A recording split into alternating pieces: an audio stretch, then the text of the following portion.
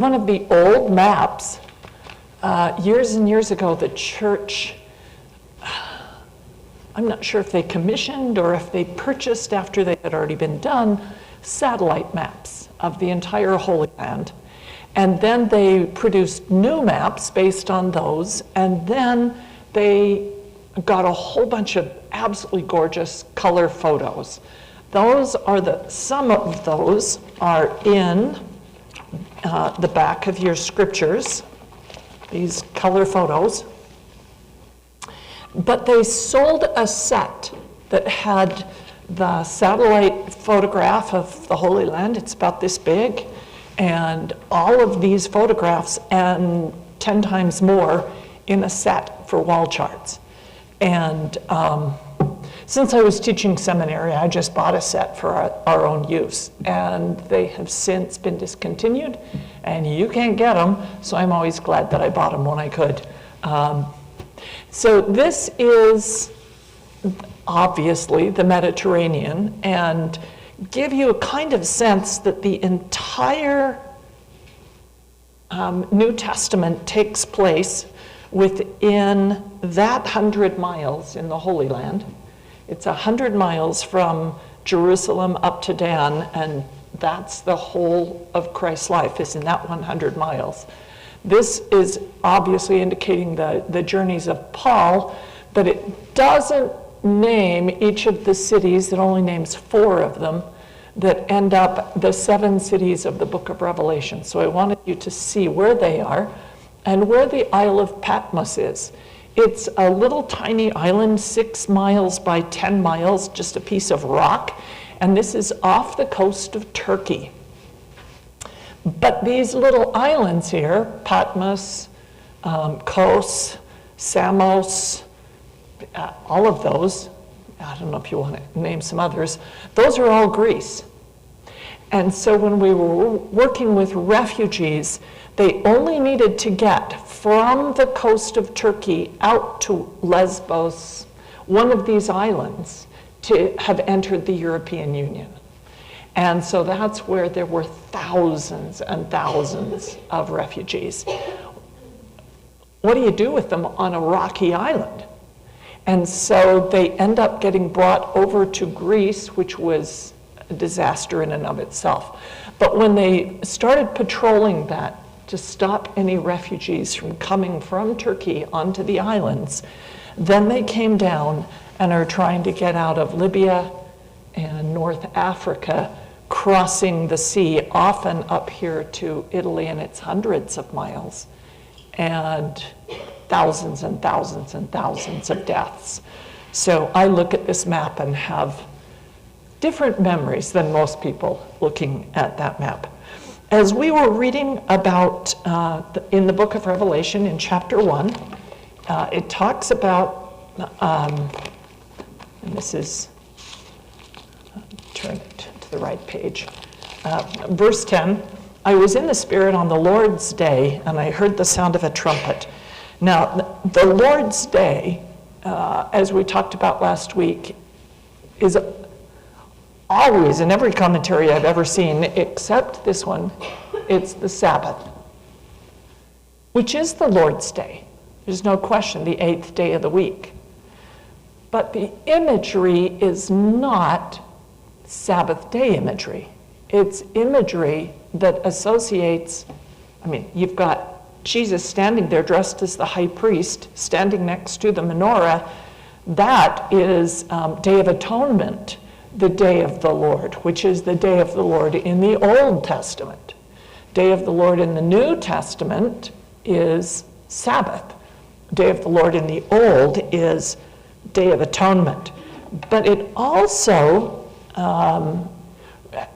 you're getting representations of both images of the Messiah and associating the holy days, not only Yom Kippur, but also Rosh Hashanah, which is the New Year, and the announcing the coming of the King.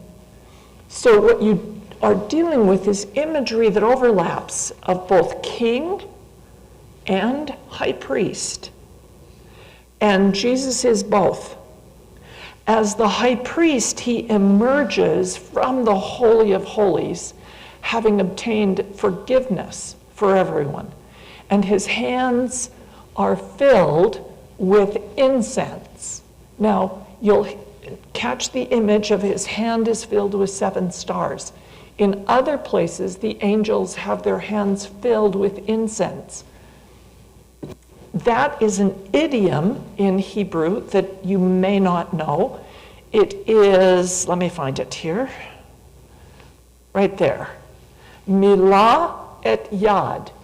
Et is just a marker, a noun marker, direct object. So the thing that is filled, milah, is the hand. To fill the hand, that's the phrase that is translated into English as ordain or consecrate. Because that's one of the steps in the ordination or consecration of a priest, is that they hold out their hand and it is filled with incense, which they then sprinkle on the altar of prayer. If you think of Zacharias when he's standing at the altar of prayer and Gabriel appears and tells him he's going to have a son, John the Baptist. So that is an image that we don't think of in terms of ordination or being made holy, okay? And I wanted you to hear that so that you can see the high priest with his hand filled, but you also have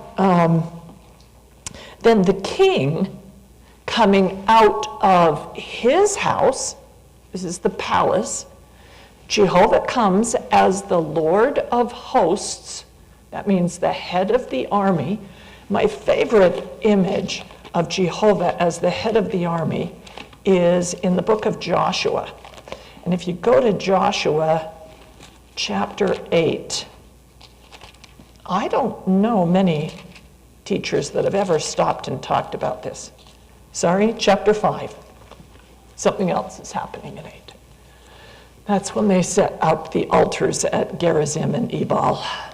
So, Joshua chapter 5, starting in verse 12, this is just as they're approaching the river Jordan.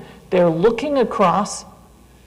Joshua is terrified because he sees Jericho that he's got to go and attack. Jericho is the oldest continuously occupied city in the world. If you go to visit Jericho, it is meters and meters and meters of rubble because the city has been destroyed and rebuilt so many times. Catherine Kenyon was the archaeologist who excavated there. It's quite a famous excavation.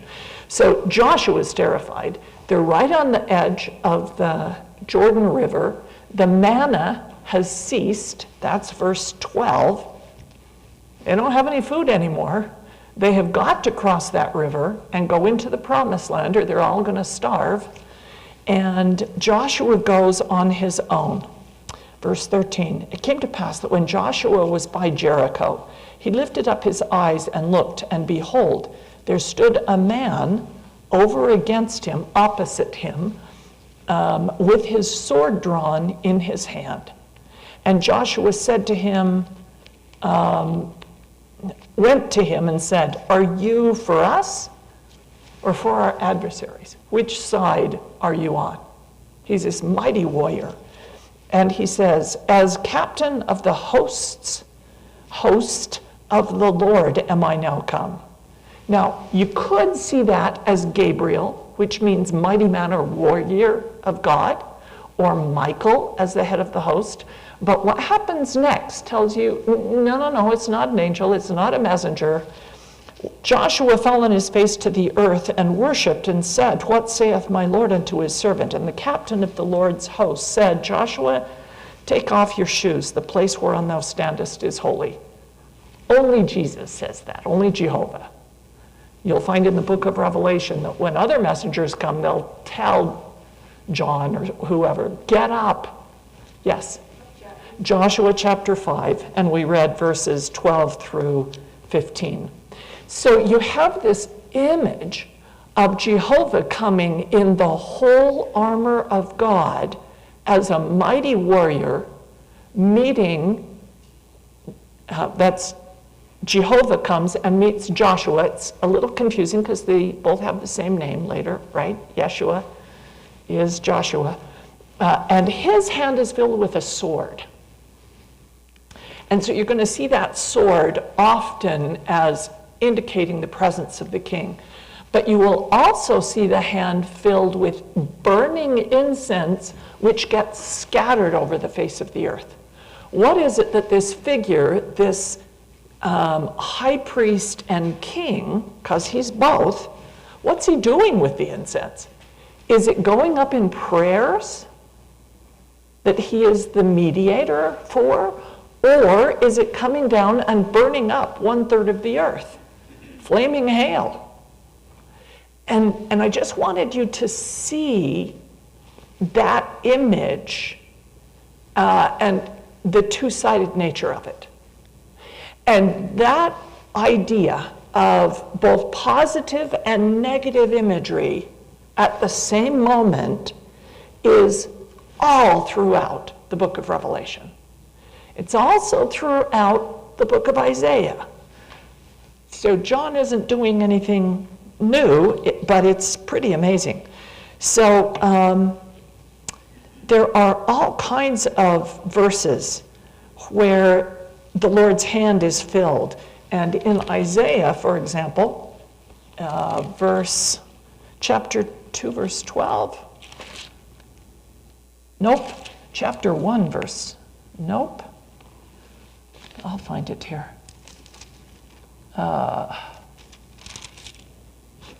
Maybe? Oh, I have it underlined. Chapter 1, verse 15. I will not hear you. When you come and make prayers before me, I will not hear you. Your hands are filled with blood. So when the high priest of the people goes to pray on behalf of his people on the Day of Atonement, Isaiah chapter 1, verse 15, Jehovah comes, bring no more, this is verse 13, let's see, where should I go back to? 11. So you get a context here. To what purpose is the multitude of your sacrifices unto me, saith Jehovah? I am full of burnt offerings of rams and the fat of fed beasts. I delight not in the blood of bullocks or of lambs or of he-goats. When you come to appear before me, who hath required this at your hand that you tread my courts? It's not walking politely through them. Bring no more vain oblations. Incense is an abomination unto me. The new moons and Sabbaths, the calling of assemblies, I cannot away with it. It is iniquity, even the solemn meetings. Your new moons and your appointed feasts my soul hateth. They are a trouble to me, and I am weary of them. When you spread forth your hands, and this would be the high priest on the Day of Atonement, spreads his hands out over the people and blesses them, and says the high priestly prayer, the Lord bless you and keep you. The Lord make his face to shine upon you and give you peace. When you spread forth your hands, I will hide my eyes. When you make many prayers, I will not hear, for your hands are full of blood. And what he's saying is not a rejection of the entire temple cult. It's a rejection of people who are going through the motions, but are themselves iniquitous. And it doesn't have any meaning.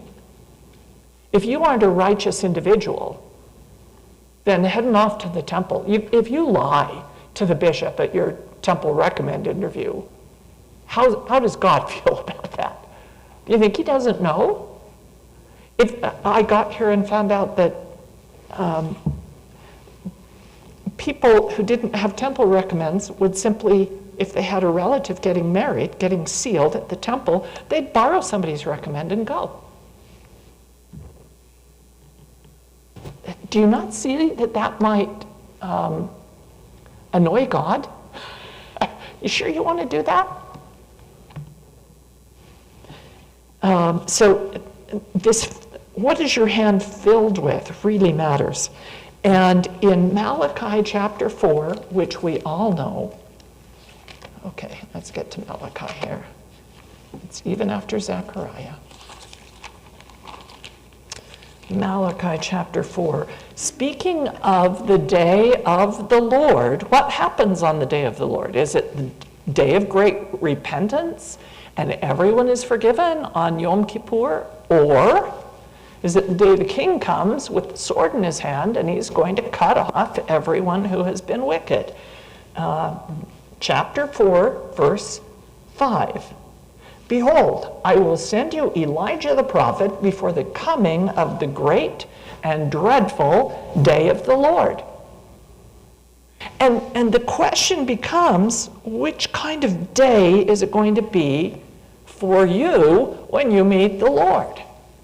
Because the day you meet the Lord is the day of the Lord, whether it's his second coming or you get hit by a drunk driver and you're gone.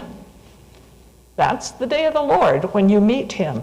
What is that day going to be like? And there are some really fascinating things that come out of that. Let's see. Oh, that's what the Isaiah 2:12 was. Let me read you 2:12. The day of the Lord of hosts, 2:12, Isaiah. For the day of the Lord of hosts shall be upon everyone that is proud and lofty, upon everyone that is lifted up, and he shall be made low. It's a humbling day. Another one is in chapter 13, verse 6. Howl ye, for the day of the Lord is at hand. It is come as destruction from the Almighty. Verse 9, behold, the day of the Lord cometh, cruel, both with wrath and fierce anger, to lay the land desolate, and he shall destroy the sinners out of it. Desolate is the covenant curse. That your carcasses are going to lay on the ground. And these become metaphors for how the Lord is going to visit you. There's a verse in Zephaniah that describes, I think that Zephaniah is here somewhere. Yes, there it is. Zephaniah 1:7. Hold thy peace at the presence of the Lord God, Jehovah Elohim. For the day of the Lord is at hand. The Lord hath prepared a sacrifice. He hath invited his guests. It shall come to pass in the day of the Lord's sacrifice. Now, he's preparing a meal. He has offered a sacrifice. He's bringing the meat home. He's invited guests to come. We've talked about that before, of how every time you take an offering to the temple for forgiveness of sin, some of it is burned up, but you bring the rest home and your family eats it and you rejoice before the Lord. Well, maybe he's invited the guests, he's having a meal, or on the day of the Lord, is he coming to destroy? That's chapter 19 of Revelation, as you see him come for the wedding or come for the war. What is the feast like? Are you going to be sitting down at the wedding feast and eating a feast of fat things and everything that's delicious? Or are you going to be eating the dead on the battlefield? Because that's the other option. There are two big feasts going on, a wedding feast and all the carrion birds coming to pick at the dead bodies. Which feast do you want? This is how the Lord is going to visit. And the word for visit is pachad. This is great. This is dreadful. Gadol, like the high priest, right? Kohen Gadol, great day or dreadful day. This is the word translated as fear over and over and over and over in Scripture. But it also means awesome. So it's the word used for fear the Lord. And that actually means worship him. But if you're wicked, you're going to go dig a hole in the ground to go hide in, because he's coming. And how he visits on that great and terrible day depends entirely upon your actions. It's the same person. He's got one sword. What's he going to do with it? Cut covenant or cut you off? Jeremiah has a whole series of these images of the visitation of the Lord. So Jeremiah 5, verse 9 and 29. And this is the imagery that is pervasive through the book of Revelation. So I wanted you to see where it comes from in the Old Testament and what it would mean to a Jewish community, right? So chapter 5, verse 9, shall I not visit for these things? Verse 7 and 8 tell you what things. How shall I pardon thee? Thy children have forsaken me and have sworn by other gods. They committed adultery. They assembled by troops in harlots' houses. They were fed as horses in the morning, and everyone neighed after his neighbor's wife. Isn't that an interesting image of Israel as a stallion leaping over the fence into the neighbor's field to get those mares? Shall I not visit for these things, saith the Lord? Shall not my soul be avenged on such a nation as this? Verse 29, shall I not visit for these things? Shall my soul not be avenged on a nation such as this? And what he's dealing with, and this happens over and over and over again, is you're supposed to be in his army. So effectively, by going after other gods, you're a traitor. You have defected to the other side. And what does the military do with traitors and defectors? Yeah, that is an image straight out of the Old Testament, right? They're dead. And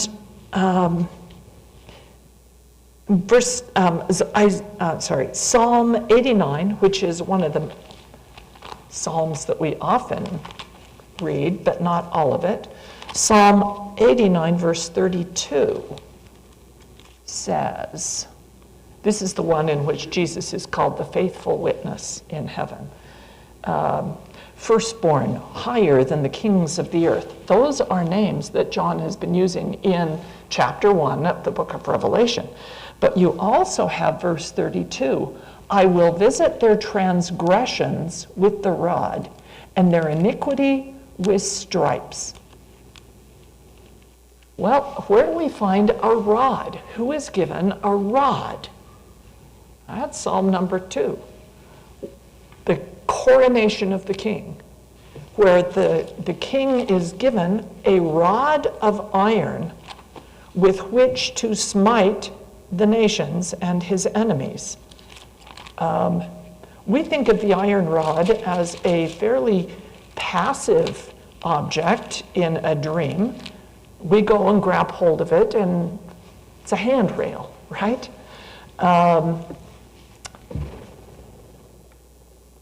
Verse 8, ask of me, and I will give thee the heathen for thine inheritance, the uttermost parts of the earth for thy possession. Thou shalt break them with a rod of iron. Thou shalt dash them in pieces like potter's vessels. That metaphor goes back to Adam. He is the pot made out of clay. That's what people are. And if the clay is misformed, the potter takes a rod and smashes the pot.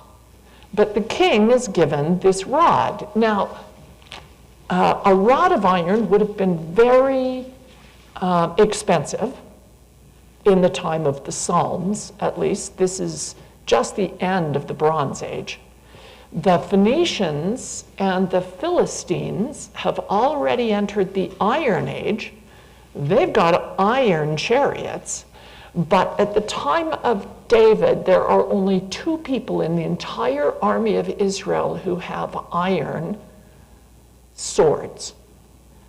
Maybe they're steel, maybe not. It depends on how much money they've spent and did they get over to Damascus, right, where they make steel. The only 2 people in the entire country with swords made out of iron are King Saul and his son Jonathan. That's it. So along comes David, who has been anointed to be the next king. He doesn't even have a sword. And I can assure you that a bronze sword or a pitchfork made out of wood or a club with teeth embedded in it is not as effective as an iron sword that can keep its edge. So David does what he needs to do. He goes to the temple and gets from the priest at the temple Goliath's sword, which has been there as a trophy.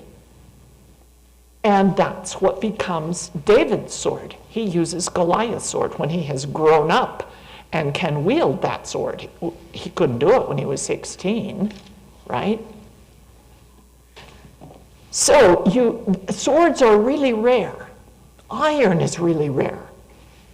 And in the book of Amos and in the book of Isaiah, it talks about in times of war, you're going to beat your plowshares into swords.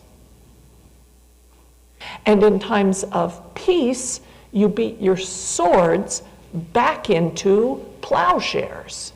There's that wonderful statue at the UN that is a monumental Russian heroic statue of a guy with a sword in his hand, and the other hand he's hitting the sword with a hammer on an anvil, turning it into a plowshare.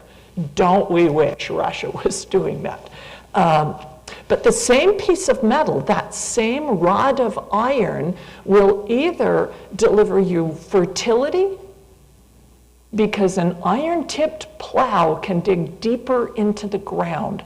That's one of the most important technological advances of the Iron Age, was the ability to turn over more dirt, to plant more crops, to have more food.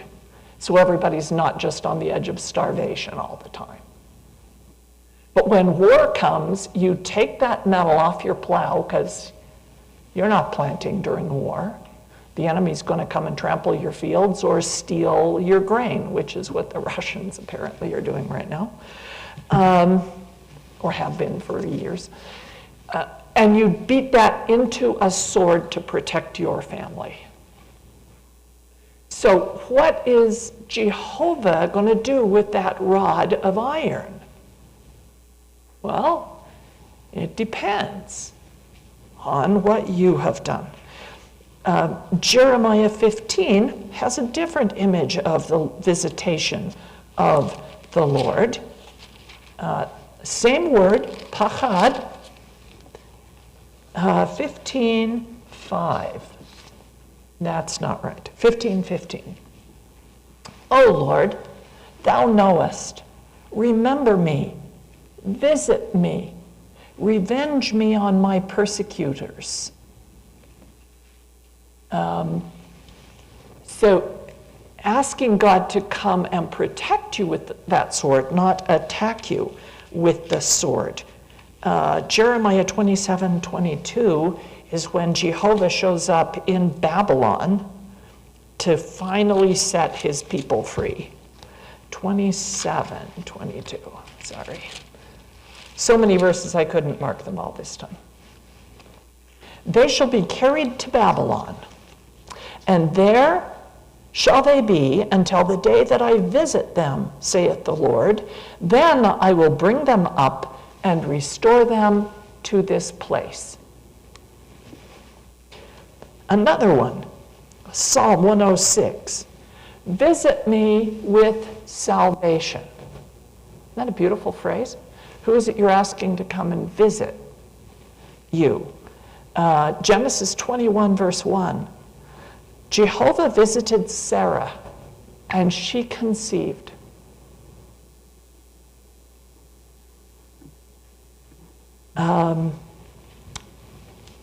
How is the Lord going to visit? Is he going to bring prosperity and fertility and freedom?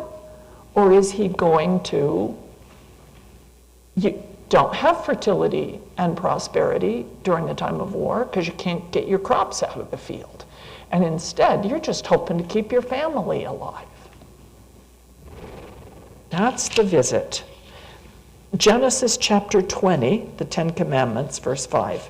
Don't go worshiping other gods, for I am a zealous. Every time you read jealous, translate it as zealous, because the word means to feel deeply. You can see how it becomes jealous, but it is a much better word to talk about the zeal of thine house hath eaten me up. That's the same word, kana.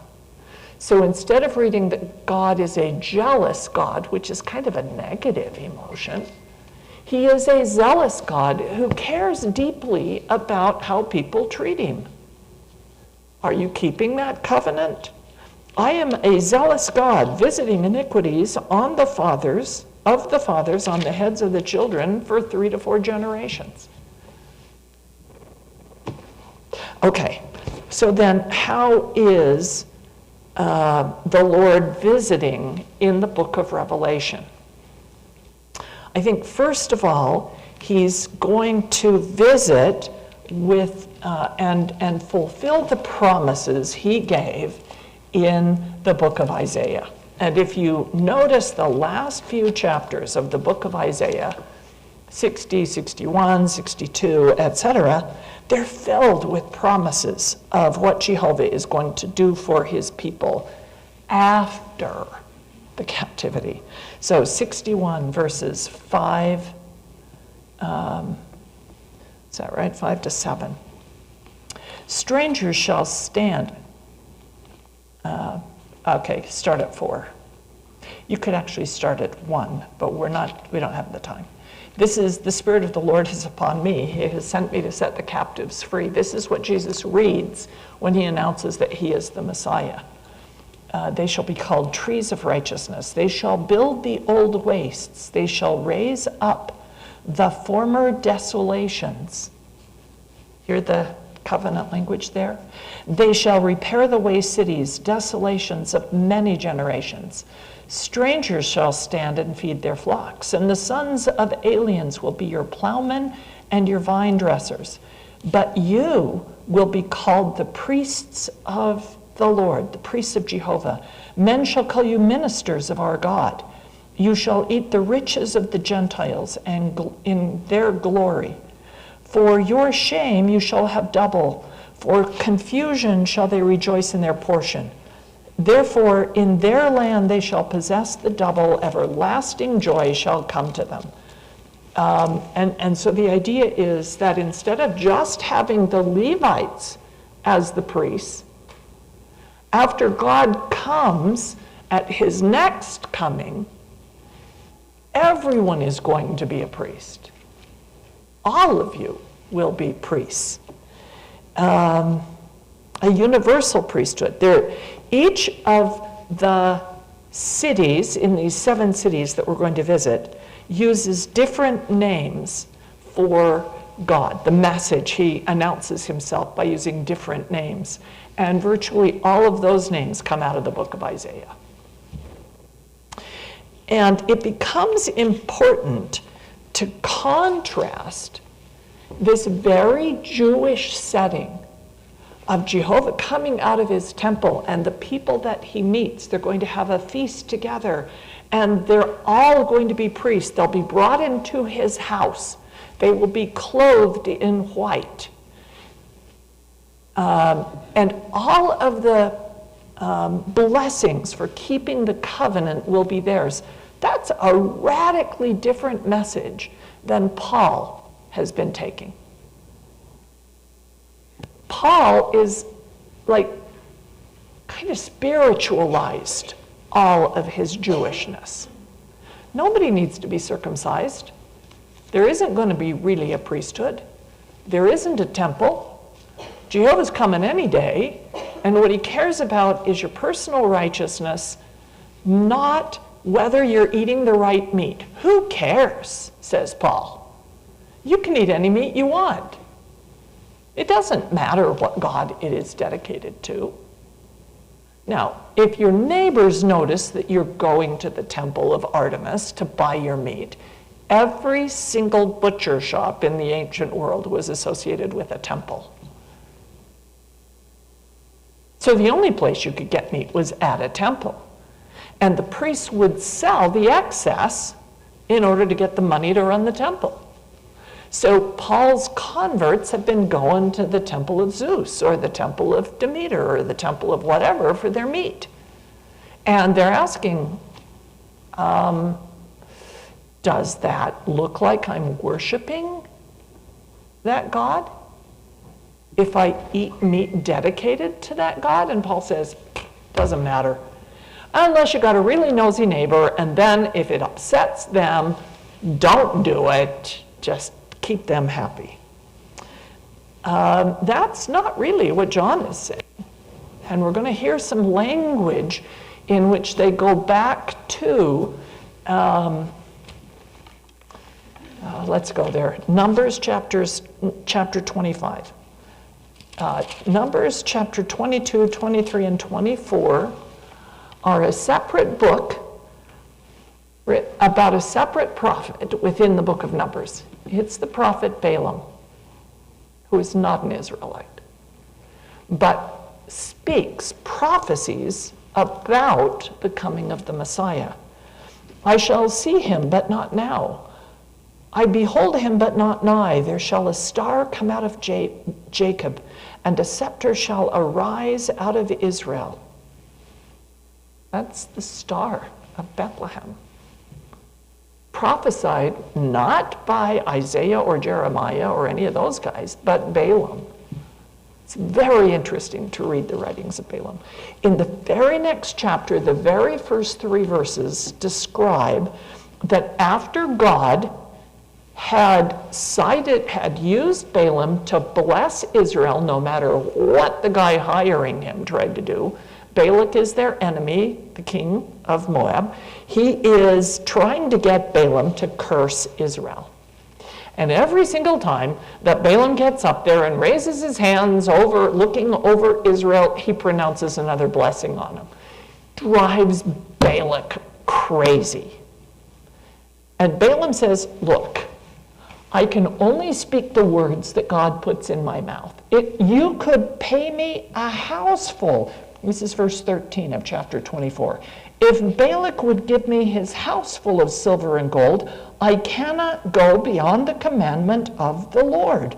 What the Lord says, that will I speak. Balaam has incredible integrity. He cannot be bribed. Then we get to these 3 verses. The people, well, Israel, this is the first 3 verses of chapter 25 of Numbers. Israel abode in Shittim, and the people began to commit whoredoms with the daughters of Moab.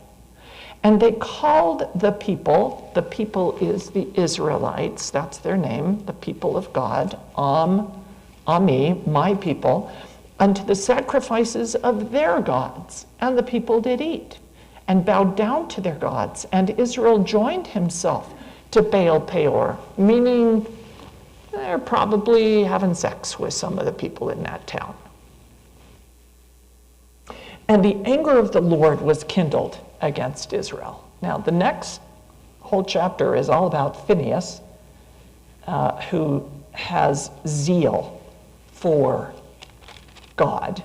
And because of his zeal in stopping the people from breaking their covenant, you can go to verse 12. I give him my covenant of peace.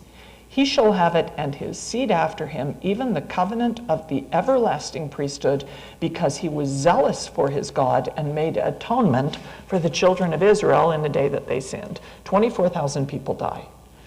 because they sinned. Later on in the New Testament, Balaam is going to be blamed for what the Israelites do. The story will be told that it is Balaam who tempted the Israelites to come and eat the food off other altars. But it never says that in the Old Testament. And you have to be very careful as you go back and say, is Paul being honest here? Is John being honest about what they're saying about Balaam? Balaam dies in a war. The Israelites kill him along with all the other kings of their enemies. But there really isn't a place where you can see Balaam being wicked. But that's not how the New Testament tells the story. So at this point, Balaam is a bad guy. And you'll want to watch that. But it's tied into eating meat dedicated to other gods, worshiping other gods, is what they're accusing Balaam of.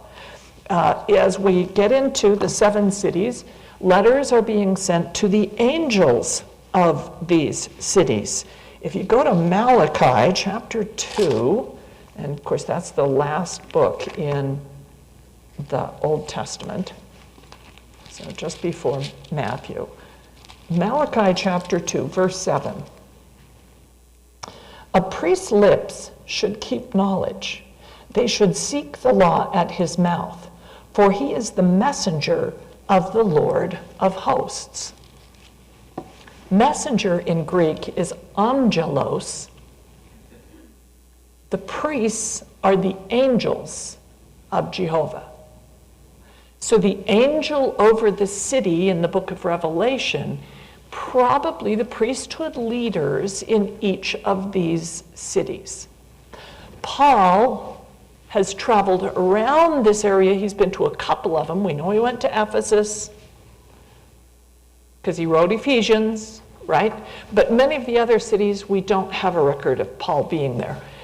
Meanwhile, John has been exiled onto the island of Patmos, which is just off the coast. There are some who say that John, as a member of the first presidency, right, Peter and James and John, James, his brother, has already been beheaded. Peter is being hauled off to Rome.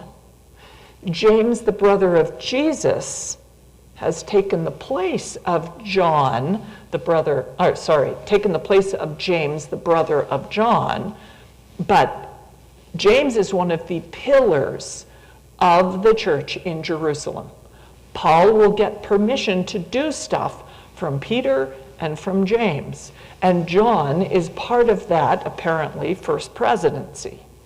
What we can see John as on the Isle of Patmos in this Revelation is kind of like an area president, or at least a stake president over Western Turkey. That's called Asia. This is Asia Minor in our terminology, but it's the country of Turkey. And that's where these cities are. And so the angels of the cities are like the bishops under John as a stake president in our kind of terminology.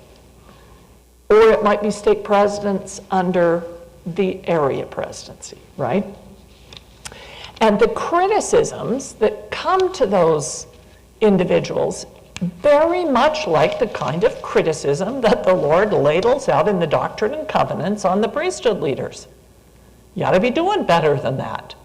Bishop, member of the first presidency here, Joseph, he is, those he loves, he chastises.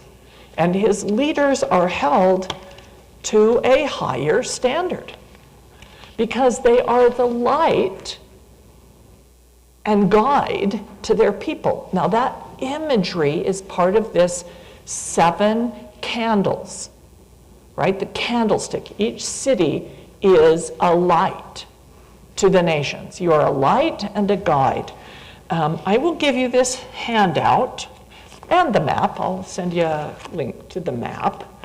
And this handout is a chart that you've probably seen many times, but it's usually filled out for you, and you just fill in a single word. That was how it was made for seminary kids. I'm giving it to you blank so that you can figure out what the Spirit's telling you is important in this passage for you to know.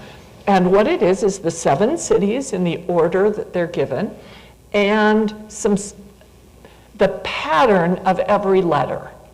It opens with a description of Christ and a title for him. Then, the first thing that the letter does is commend them for the things they're doing well. Then it points out things you might not be doing so well at. But first comes the praise, then comes the criticism. When we were much younger and our kids were at home, Randy felt like you had to give them at least 10 words of praise for every one criticism to your children. Unfortunately, as the mom, mine was kind of the opposite.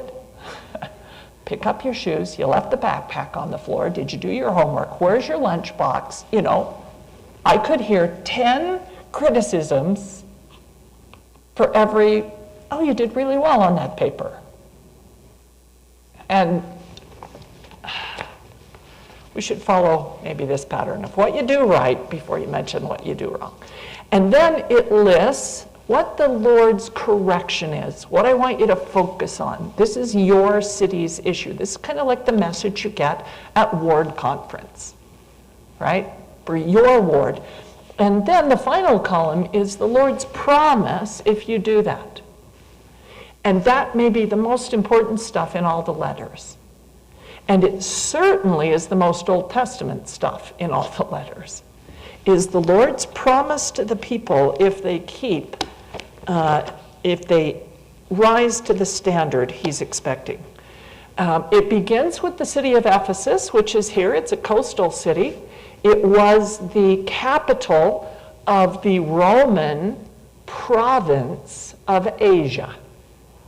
So that's the time of John and Paul and Peter, right? The Romans are in charge. So all of this was called Asia, and that's the capital. And they're sending messages from Rome over here to Ephesus to be scattered through the rest of Turkey. So that's the first place that messages arrive. And then they would be sent on a mail route. And one of the mail routes goes from Ephesus to Smyrna to Pergamon to Sardis to, anyway, follows the route of the 7 cities. It's the mail route. So the letters are taken along the established mail route of the Roman Empire at the time. Ephesus is where John actually moved after his banishment ended and he left the Isle of Patmos. Until I read about this, I thought, I'd never heard that John ever got to leave Patmos. Who knew? Okay, and then he probably wrote the Gospel of John and 1st, 2nd, and 3rd John from Ephesus. The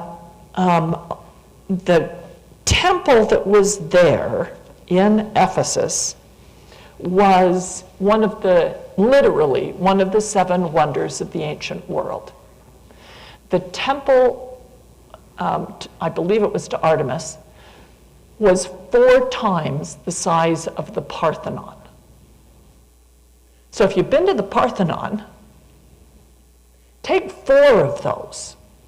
It's 425 feet deep and 225 feet wide. 4 Parthenons. It has 127 columns. I think there's like 50 on the Parthenon. This has 127 columns, and they are each 60 feet high. So that's 50% again higher than the Parthenon has. This place was phenomenal. And You got a little congregation of Christians there. The theater, where you would go to worship, because the theater was part of the worship, sat 25,000 people. That's bigger than our conference center. So, who are you in comparison? You can see why the people feel somewhat threatened. And the Lord is upset in verse 4, chapter 2, verse 4 in Revelation, speaking to Ephesus, that I have somewhat against thee because thou hast left thy first love. And first he compliments them on how well they're doing and laboring in this very difficult place. It would like being the first small congregation in, say, New York City, or one of the first congregations of saints in Delhi. How much influence can you have? So you have left your first love. And there are many who will talk about that as, oh, they aren't obeying the commandments like they did when they first joined, and that's probably true. But I think that he's actually quoting from Malachi. I don't know how well you know the book of Malachi. It is actually a critique of the priests at the temple at the time. And the messenger, my messenger, that's the name Malachi, my messenger comes because the Lord is going to come suddenly to his temple.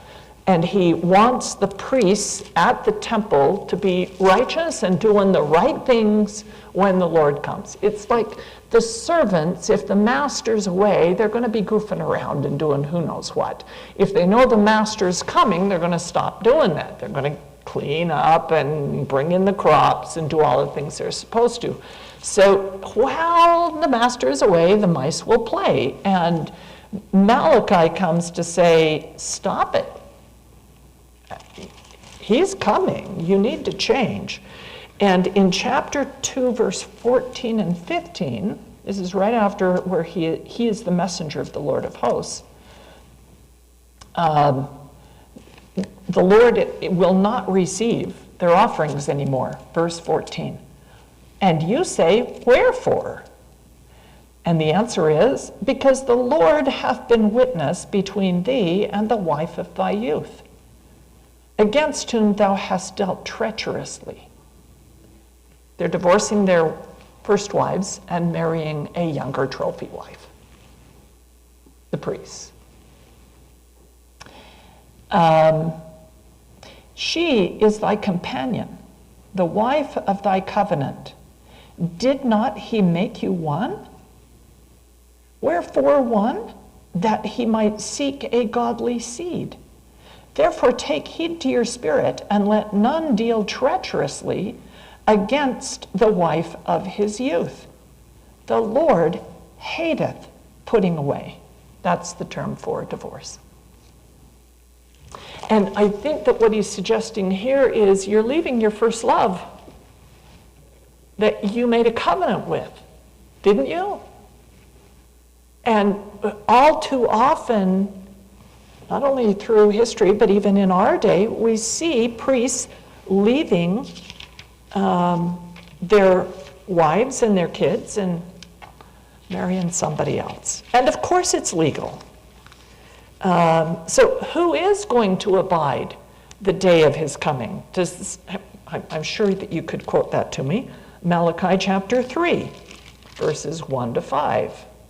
And I'm back in Revelation. Sorry, let me flip back to Malachi. I will send my messenger, he will prepare the way before me, the messenger of the covenant whom ye delight in. But who may abide the day of his coming? Who shall stand when he appeareth? For he is a refiner's fire and fuller's soap. He shall sit as a refiner and purifier of silver, and he shall purify the sons of Levi, and purge them as gold and silver, that they may offer unto the Lord an offering in righteousness.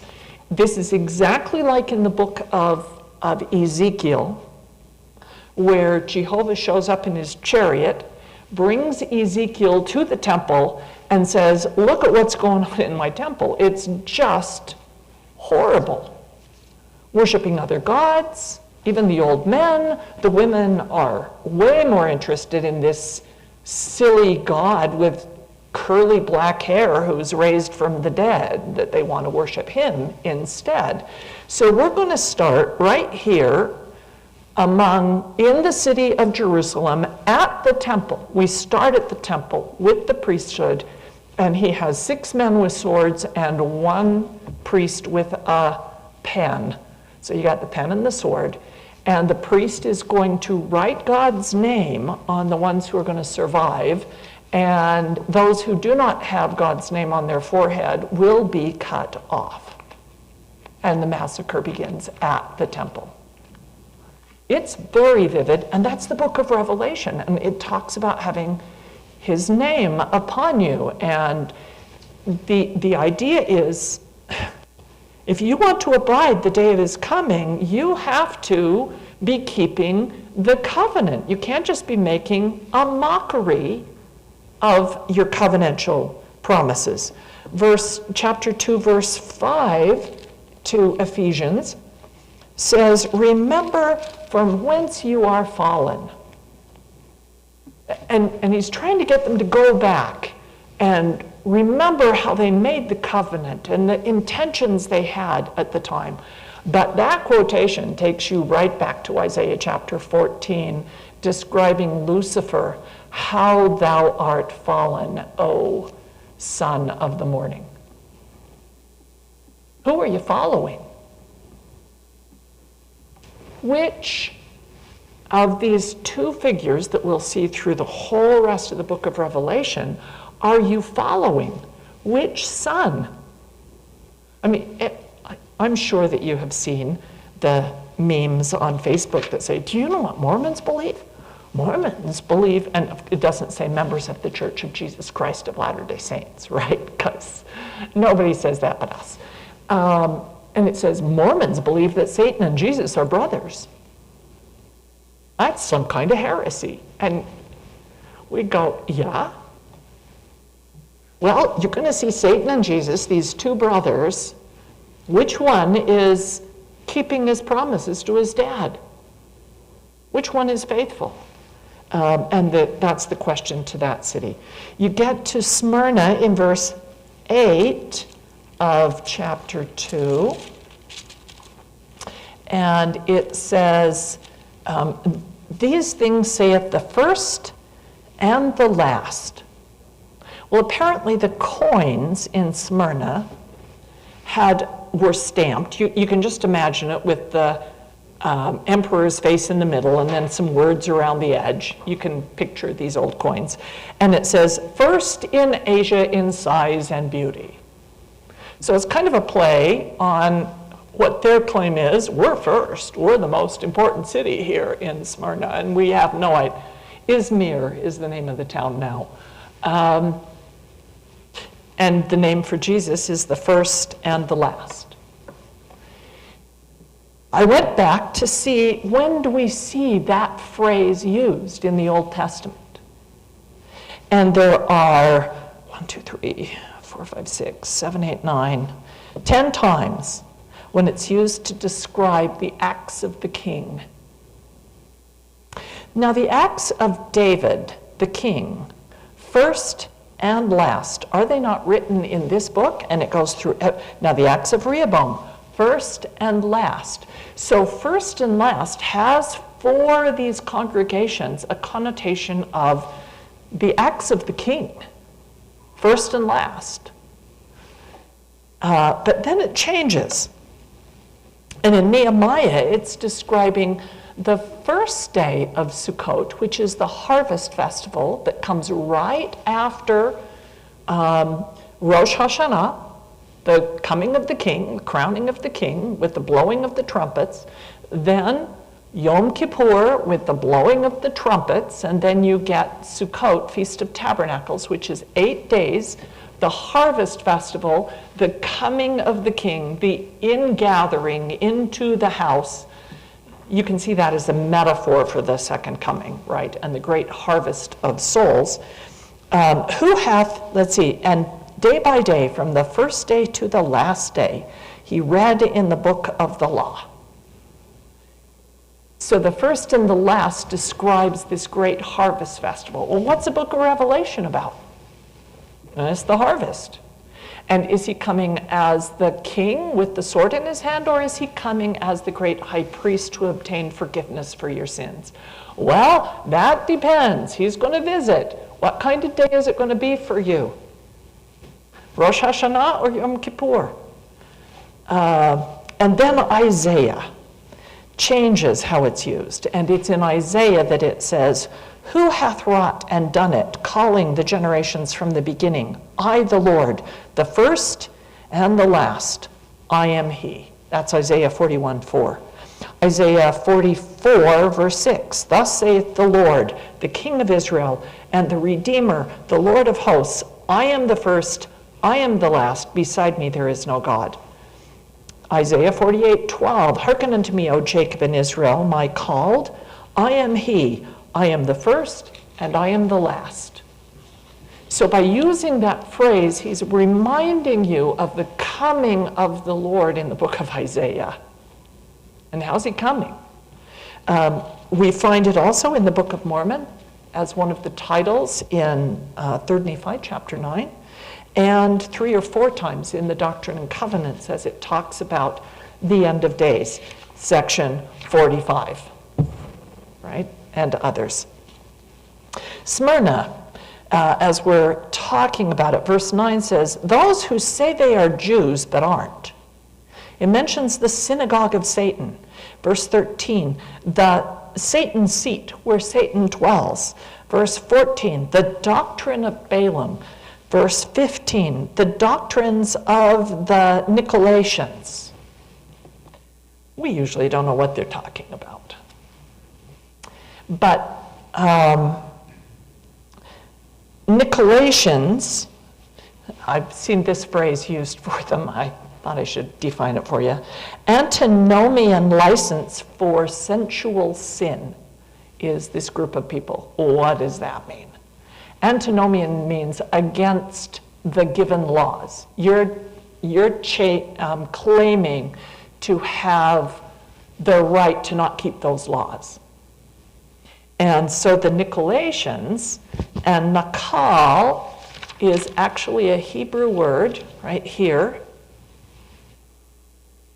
and it means to beguile or to deceive, to defraud, to lie. Who do you suppose is lying to people about which laws they should still be living? Do we have this problem in our society? Well, you know, those 10 Commandments, they're kind of outdated. You don't need to keep those anymore. And the word of wisdom, apparently there's something like 30% of people who go to the temple also drink coffee. You know, when I read this survey, I looked at Randy and I said, did you know that was optional? I didn't know that was optional. I kind of thought that it says, what do you think a full tithe is? Apparently different people have different ways of calculating tithing. So even in our church, there are people who are judging differently what is required. Okay, Margaret Barker has an opinion on Smyrna and what's going on there that I have never seen anywhere else, and I think it's an interesting thesis. She suggests that the Balaam and the Nicolaitans who follow him, because remember, Balaam in the New Testament is connected with going and eating meat offered to other gods and sexual actions with people outside of the church. Numbers chapter 25. And Margaret Barker is of the opinion that the Balaam that John is talking about is actually Paul. Paul's preaching, this is page 69 in the Revelation of Jesus Christ. I'm not suggesting this is necessarily true. I just found it a really interesting approach. Paul's preaching was no longer welcome in the very areas which were to receive the letters of Peter and the 7 letters of the book of Revelation. In other words, communications from John and Peter, the pillars in Jerusalem, had different opinions than Paul.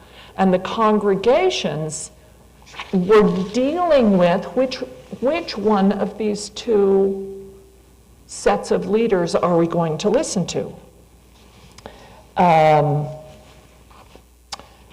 Okay. Writing to the Galatians, Paul justifies his gospel, which is a gospel of freedom, by saying he received it through a revelation from Jesus Christ, and cursed anyone who taught a different gospel, even if it is an angel. Oh, well, who are the letters addressed to? The angels of each of these cities. So the other gospel that Paul clearly, in almost any measure, is opposed to is a gospel of Hebrew Christianity that still emphasized the calendar, temple worship, and obedience to all the laws of Moses, the law of Moses. Circumcision, what food you can eat and can't eat. When did all of that stop being observed by the first Christians? Yes, they let Gentiles into the church, but that does not mean that the Jewish members, which was the entire membership of the church, until Peter gets that vision to let Gentiles in, the vast majority of the membership of the church are Jews. We forget that. They don't stop being Jews just because they follow Jesus as their Messiah. As you read the book of Acts, you'll see that Paul is asked by James and Peter to please go to the temple and pay for some of the vows that some young men have taken so that people will know he's still a good Jew. Otherwise, the whole church is going to be attacked for not being Jews anymore. We know that it's not until the temple is destroyed by the Romans in 70 AD, which is probably 25 years after the writing of the book of Revelation, 15 to 20 years, they're still going to the temple. They're collecting money and sending it back to church headquarters in Jerusalem. And that's being distributed from the temple, which is where the poor would come to get help. That's something we forget. Margaret Barker continues. In the interval between Paul's teachings to the Galatians and his writings to them, they had received from Jerusalem 7 letters. The risen Lord from heaven had revealed to the churches how they should live, shunning the teachings of Balaam, the false prophet, in parentheses, that's Paul, and abhorring his concessions to the Gentiles, food sacrificed to idols, and immorality. All of Asia has turned away from me, Paul will write later in the book of Timothy. And the later fathers, Christian fathers in this part of Turkey, will say that they learned from John, the beloved disciple, not from Paul. And that's a conflict in which leader are you following and how they interpret the gospel. And that's been a problem in the restored church when you have members of the Quorum of the 12 who disagree perhaps with what the prophet is teaching. Or stake presidents who are teaching one thing and an area presidency who is emphasizing something else. So this is not new, and it's going to continue to be a problem. We looked at Nakal. So the word Nakal actually shows up in Numbers 25, verses 1 and 2. The next, I'll just send this out to you. This is talking about the book of Balaam. Balaam is one of the only, in fact, maybe the only Old Testament figure for whom we have actual writings that have been found.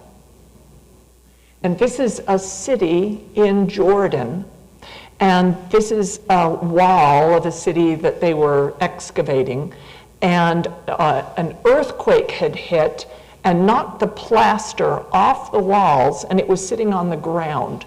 And they picked up all those little pieces and glued it back together. This is one of the pieces, and so they can read quite a bit, as you can see. And this is from the book of Balaam, the son of Beor, the divine seer. Really? So the only prophet that we actually have physical writing from that has been found is Balaam. Is that kind of ironic or what? I think that's ironic. In the city of Pergamon, which is starting in 12, I wanted you to see an image from the Pergamon Museum in Berlin. The Germans, really are who started archaeology in the ancient world with finding Troy, right? And Schliemann and all of those interesting guys. So in 1900, they brought home back to Berlin this temple, which is the altar of Zeus from the town of Pergamon. It is now the centerpiece in the Pergamon Museum. On the other side of the wall is the gate of Babylon, where they brought the whole wall from Babylon with the dragons and lions and things on it. It's just really, it's also where you'll see the head of Nefertiti. It's an interesting museum. This thing is massive. It's 117 feet from one side to the other. It's 110 feet deep, and it's 65 feet high, and the Germans hauled that whole thing back to Berlin. This is one of about 10 altars on the high place in the town of Pergamon. So I hope that this changes for you a little bit the setting that these early Christians were living in. So they are promised these things from he that has the sharp sword with two edges, who dwell where Satan's seat is. Can you see? That might be Satan's seat. Repent quickly, or I will fight against them with the sword of my mouth. To him that gives ear, I will give to him white manna. I will give him the hidden manna. I will give him a white stone, and in the stone a new name written. Now, the hidden manna was put in a pot and set inside of the Ark of the Covenant in the Holy of Holies. When the Ark disappeared at the time of the Babylonian captivity, everything went with it that was in it. So it's been, at this point in time, at least 500, 600 years since anyone has seen anything that used to be in the Ark. So there is hidden manna, which speaks of a restoration of temple furnishings that have been gone for hundreds and hundreds of years. That's how you're going to get this manna back. The white stone, though, I think has an interesting context in the Greek culture. Maybe you have heard of ostracism. That's taken from the Greek word ostraca, which means broken pieces of pots. And if you've been to the Middle East anywhere, as you walk around, you find little pieces of broken pottery everywhere. I will warn you, don't pick them up. Because if anybody sees you pick anything up, you might be arrested. Don't pick it up. It's historically important material. I was talking with one of my teachers at Oberlin, and I said, how do you know the age of a piece of pottery? And he says, well, it could go back 1,200 years before the time of Jesus, or it's a pot that could have been made last year. They're still using the same materials. So it's not easy to determine, but there's always broken pottery around. And you know how the Greeks would paint on the outsides of the pots, right? And you have black on the red pot or red on a black pot. And so you would have pieces of pottery, if they're made out of a really expensive clay, they're white. If it's part of the painted black part on the outside, they're black. And they would use these pieces of broken pottery, ostraca, to vote on various things. For example, if there was someone who was accused of being a traitor to their city, a jury would vote on the evidence in court, and they would drop pieces of ostraca into a pot, saying whether they thought the person was innocent, a white chunk, or guilty, a black chunk. And if there's any black in there, that person is ostracized. They are sent out of the city. It's the same image as was used when my mother was in a Greek sorority. You would try to join the sorority, and the members of the sorority would vote, and they had black or white marbles. And they would pass a hat around, and each girl could drop into the hat one of the marbles. And if there was a black marble in the hat, you didn't get into the sorority. And so it's still something current. So being given a white stone has a connotation of not guilty, of you get to stay, you have been exonerated. They also, and I'm not sure about this one because I've heard it quoted, but I haven't seen it. Okay, Pliny. There's one quote from Pliny, that you could have a white stone or a piece of pottery that was imprinted with the owner's name. And you would usually press someone's seal into a pot to say who owned the contents of the pot. So a seal would seal a pot of oil or olives put in oil or whatever it is you're shipping. It would have a wax seal to keep it watertight, airtight, and then the owner's name is pressed into that wax. And if the wax is broken, it may be adulterated. In some occasions, you could carry a stone or piece of pottery with the owner's name on it, and that could be used by slaves to charge items to the owner's account. So it's like a credit card. So what's the metaphor for if God gives you a stone with a name on it? Are you being given authority to act in his name?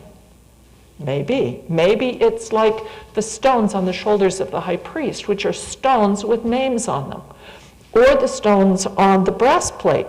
Each of those 12 stones have names of each of the 12 tribes on them. Thyatira, it mentions, I have a few things against thee, because thou sufferest the woman Jezebel, who calls herself a prophetess, to teach and seduce my servants. Jezebel, as you remember, is the Phoenician wife of King Ahab at the time of Elijah. And she wants to kill Elijah because he killed 850 of her priests. So they don't like each other. But other than being this non-member queen who is trying to impose Baal worship on the northern country of Israel, Jezebel's name is problematic. I know a lot of people who have named their daughters Isabella, which is a variant on Jezebel.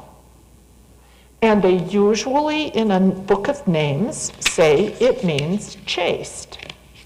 Well, Zebel, this part of her name, ZBL, Zebel means a city enclosed, a walled city that no one can get into. But the Aleph Yud means not. So Jezebel is not an enclosed city. Her doors are open to anybody, and you're going to see her come up again and again in the book of Revelation as one of the symbols of Babylon. She is the whore of Babylon. And she is not an enclosed city like the city of Jerusalem. Sardis, the city of Sardis, it mentions the 7 spirits of God and the 7 stars. I don't know a lot about astronomy, but I do recognize some of the names of the constellations, and at least 3 of the constellations we know, which were all identified by the Greeks, right? And the Romans, and their mythology is all of these people up in the heavens. There were 7 sisters who were the daughters of Atlas. And Atlas had protected them. He's before the Greek gods. He's one of the giants. And Atlas gets condemned to haul the whole world around on his shoulders. You've seen Atlas carrying the whole world, which meant he could no longer protect his daughters. And a guy comes along and wants these 7 daughters. That guy's name is Orion. And Zeus, to protect the girls from Orion, puts them up in the heavens as 7 stars that are known as the Pleiades. Now only 6 are visible now. So we don't know whether one went supernova or what happened to the 7th star, visible to the naked eye. There's way more in that star cluster than the ones that we know. But you also have, so you've got the Pleiades, this cluster of stars together, and right over here, well, if they're there, right over here comes Orion with his dog, and he's chasing them through the sky, through eternity. He still wants to get those 7 sisters. All of these show up in the book of Job. And you have Orion, this is the Hebrew. Kisiel is Orion in Greek. Ursa Major, Aish, is Arcturus in Greek. So when the Old Testament got translated into the Septuagint 200-300 years before the time of Christ, these Hebrew terms, and Kima is the phrase that becomes the Pleiades. So in the Greek Old Testament, it uses the Pleiades, Orion, and Arcturus. So having 7 stars in your hands, that's one of these constellations that is a sign in the sky that is known in the world. And our last city, no, two more. One is Philadelphia. And you're promised in Philadelphia that you would become a pillar in the town with a new name written on it. Now, I don't know if you know, but there are pillars in the temple. If you went to the tabernacle in the wilderness, there were about every 20 feet a brown column that held up the curtains, and those were pillars. That's the term for them that's used.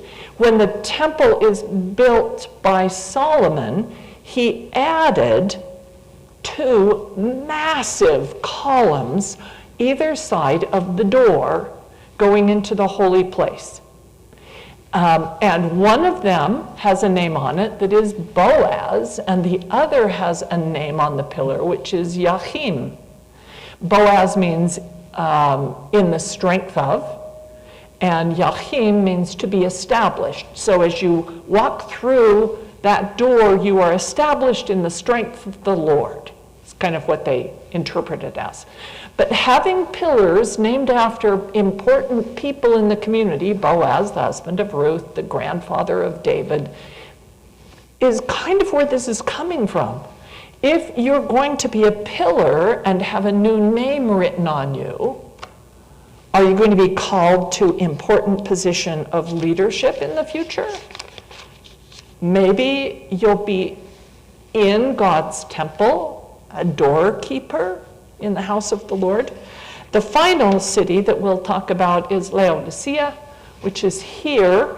And although it doesn't show it, it is midway between two other cities that you may have heard of. One of them is Colossae for Colossians, and the other is Hierapolis. Hierapolis is famous for the hot springs, and people would go there for their health. Colossae was famous for having sparkling mineral water that was icy cold. Halfway between them is Laodicea. And Jehovah says, you're lukewarm. I'm going to spew you out. You are neither hot, like the mineral springs, nor cold, like the cold sparkling mineral water. You got to choose. Don't be sitting on the fence and not help anybody.